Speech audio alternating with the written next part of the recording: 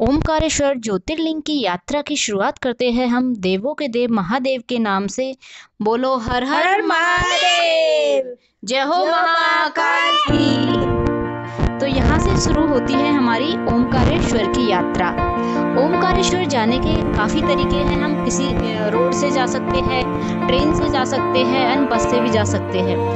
हमारी यात्रा शुरू हुई थी, हम गए थे 12 से हम पहुँचे उज्जैन में हमने महाकाल के दर्शन किए। महाकाल के दर्शन करने के बाद वहाँ हमने उज्जैन घूमा। फिर हम पहुँचे थे इंदौर से हम पहुँचे।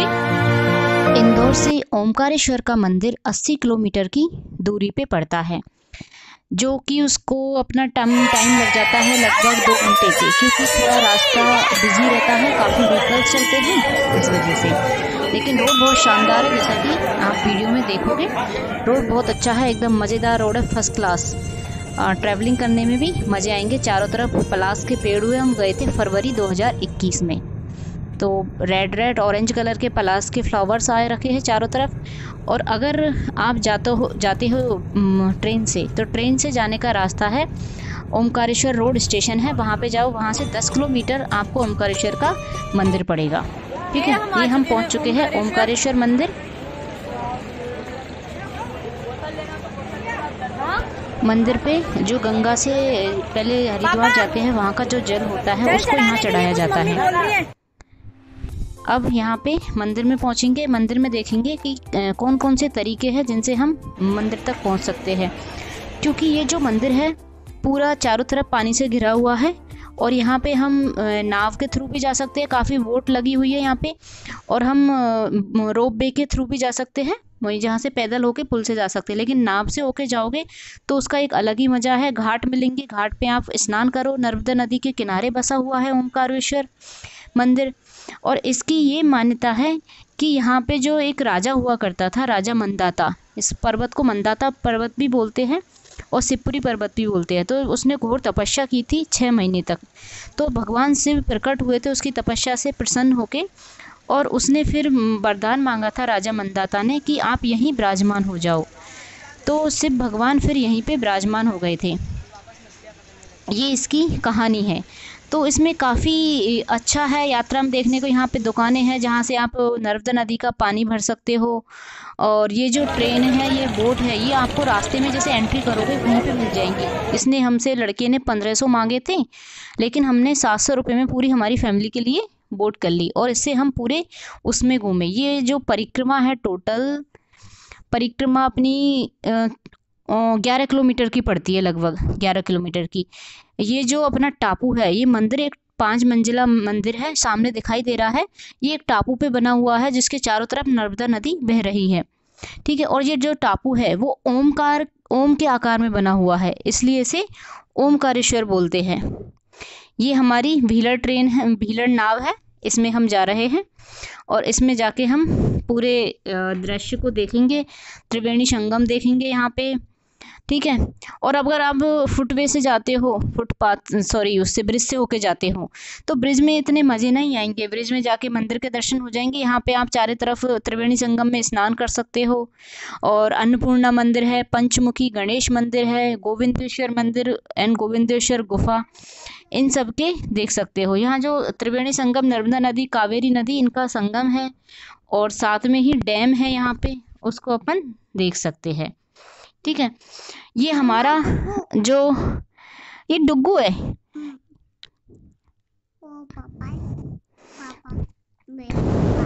इस मंदिर को हम इंदौर से, ये हमारा 80 किलोमीटर पड़ता है। अब इसमें देखते हैं कि इसके दर्शन कब होते हैं हमारे मंदिर के।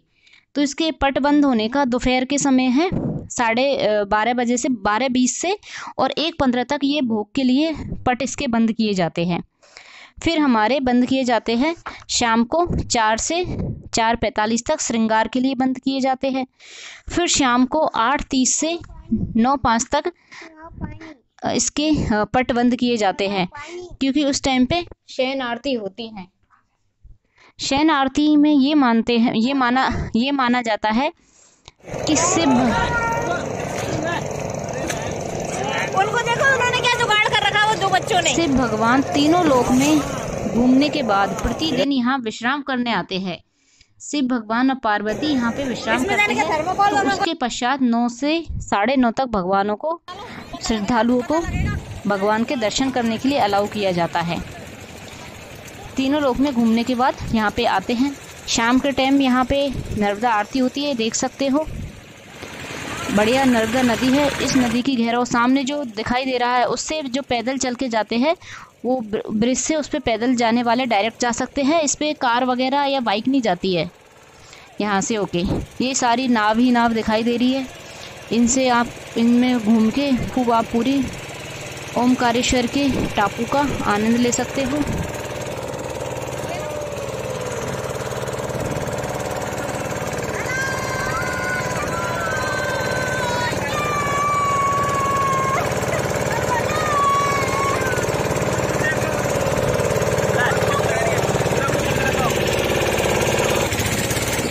ये जो डैम है, ये सामने दिखाई दे रहा है, ये डैम है जहाँ पे हमारी नर्मदा और कावेरी आके मिल रही है।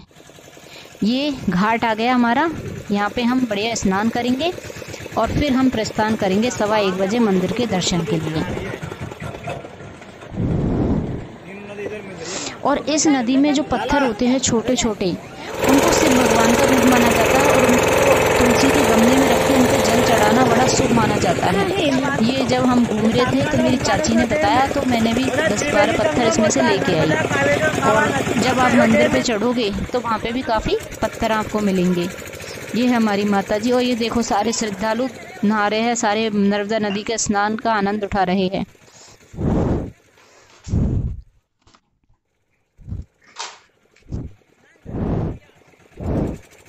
हर हर महादेव, हर हर महादेव। इसका नदी की गहराई बहुत है। यहाँ पे वो बाउंड्री बनी हुई है, सारे यहाँ पे नहा रहे हैं। और यहीं पे हमारी व्हीलर ट्रेन जा रही है। इसका जो नाव का था वो हमारा 700 रुपये लगा था घूमने का। जब जब हमें ज़रूरत पड़ी हम इसको कॉल कर देते थे बंदे को, याद। यहाँ पे हम छोड़ के गए। हम आराम से 2-3 घंटे हमने स्नान किया नर्मदा नदी में।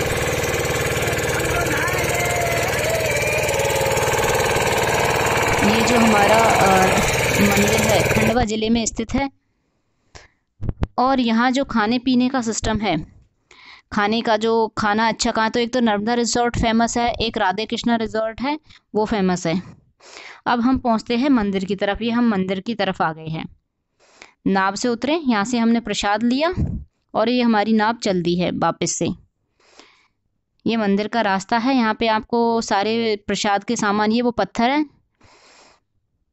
और ये माला वगैरह जो भी आप चढ़ाना चाहते हो, धतूरे, आँख के फूलों की माला, सारी चीज़ आपको यहाँ मिल जाएगी। प्रसाद नीचे भी मिल जाएगा जहाँ ट्रेन आके रुकती है अपनी व्हीलर ट्रेन। और सूझ बूझ उतारने की व्यवस्था यहाँ पे की गई है।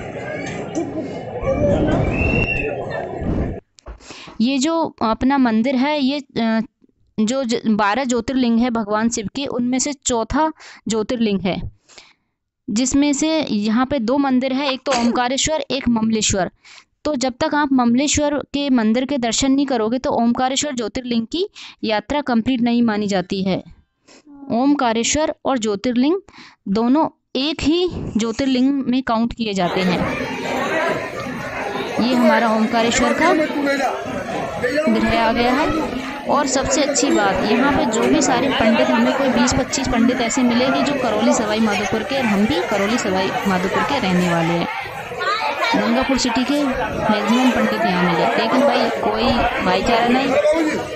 VIP एंट्री भी होती है यहाँ पे, 250 रुपये देके आप VIP एंट्री ले सकते हो। लेकिन संडे था, भीड़ काफ़ी थी, तो हम VIP एंट्री से भी गए, लेकिन वहाँ से भी हमें वापस आना पड़ा। हम मेन एंट्री से ही गए। कहीं कोई कोरोना का असर नहीं है। खूब भीड़ थी मंदिर में, हम संडे की वजह से।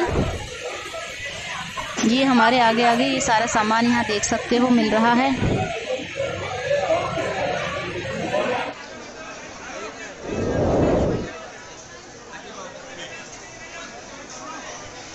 ममलेश्वर जो मंदिर है उसको रानी अहिल्याबाई यहाँ पे पूजा करती थी। काफ़ी पुराना मंदिर है, इसका कोई वो नहीं है कि कितना पुराना ये मंदिर है। बहुत ही सुंदर ये टापू बनाया गया है जिस पे ये मंदिर है। सुंदर इसकी परिक्रमा है और इसके दर्शन के लिए गुफा है। और मेन चीज़ है, इसमें डायरेक्टली जल चढ़ाने की परमिशन नहीं मिलती है। इसमें एक पाइप होता है, उसके में होके हम पानी डालते हैं और उसमें से हमारा जल फिर भगवान के ऊपर जाता है। ना इसको हम टच कर सकते हैं, दूर से ही जाली लगी रहती है, उसमें होके हम भगवान के दर्शन कर सकते हैं। और जो जयकारों की गूंज चलती है जब दर्शन मंदिर में पहुंचते हैं तो वो एक अलग ही आनंद होता है। बहुत पुराना ये मंदिर है, पर्वत के ऊपर टापू पे बना हुआ है, चारों तरफ नदी बह रही है। यहाँ पे समय लिखा हुआ है किस किस टाइम पे आरती होती है।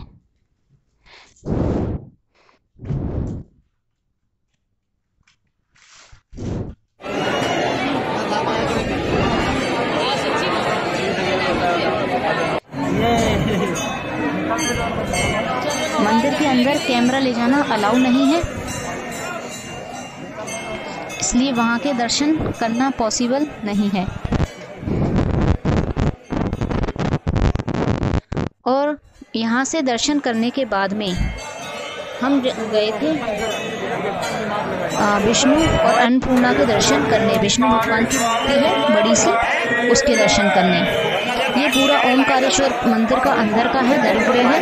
ये गर्भगृह के डायरेक्ट सामने ही मूर्ति नहीं है, थोड़ा इससे अंदर टर्न होके जाएंगे तो अपन को भगवान शिव की एक छोटी सी मूर्ति मिलेगी जिस पे बड़ी मुश्किल से हम जल चढ़ा पाए थे।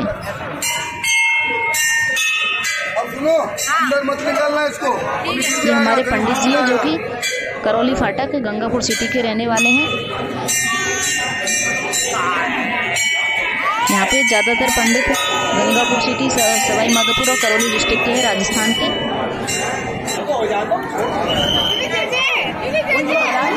पंडित जी हमारे डायरेक्ट एंट्री कर रहे हैं। हर हर महादेव।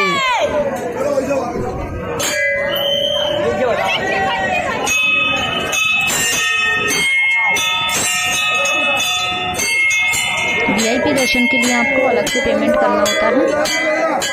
तो इस तरीके से ये हमारी यात्रा रही और बड़ी मज़ेदार हमारी यात्रा रही ओमकारेश्वर की। हम भी आ रहे हैं।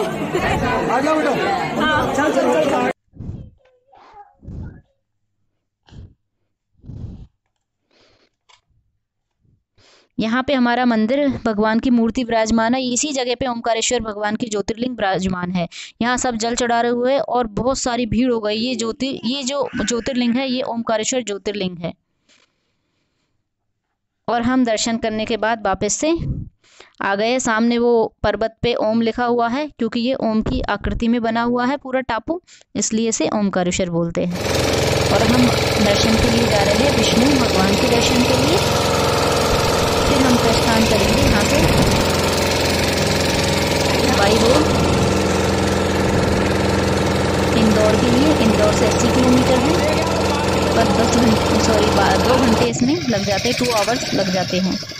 ये हमारे बबलू भाई साहब, बोलो बबलू मामा। बबलू मामा। और डुगू कहाँ पे? डुगू, ये डुगू की नानू।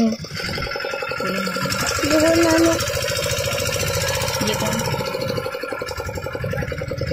ये नर्मदा नदी में पानी बहता हुआ, ये पानी बिल्कुल शुद्ध है, बिल्कुल साफ पानी है यहाँ का। ये भगवान विष्णु के मंदिर है, अन्नपूर्णा मंदिर भी यहीं पे। यहाँ पे भोजन चलता रहता है।